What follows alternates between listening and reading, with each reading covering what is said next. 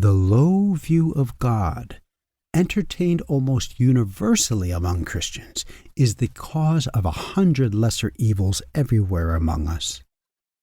A whole new philosophy of the Christian life has resulted from this one basic error in our religious thinking. With our loss of the sense of majesty has come the further loss of religious awe and consciousness of the divine presence. We have lost our spirit of worship and our ability to withdraw inwardly to meet God in adoring silence. Modern Christianity is simply not producing the kind of Christian who can appreciate or experience the life in the Spirit.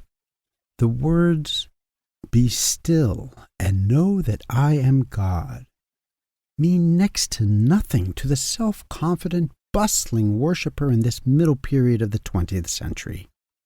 This loss of the concept of majesty has come just when the forces of religion are making dramatic gains and the churches are more prosperous than at any time within the past several hundred years.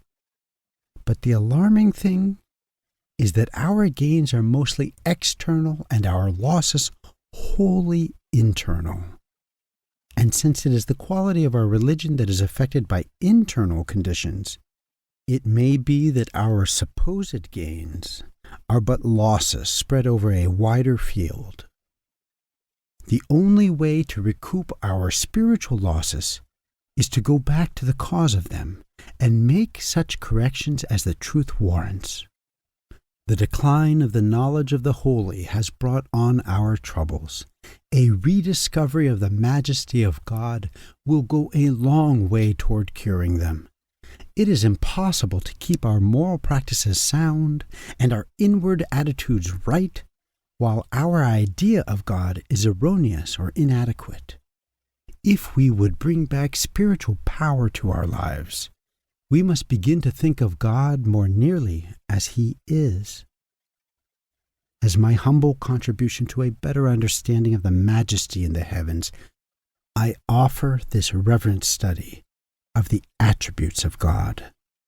Were Christians today reading such works as those of Augustine or Anselm, a book like this would have no reason for being. But such illuminated masters are known to modern Christians only by name. Publishers dutifully reprint their books, and in due time these appear on the shelves of our studies. But the whole trouble lies right there. They remain on the shelves. The current religious mood makes the reading of them virtually impossible even for educated Christians.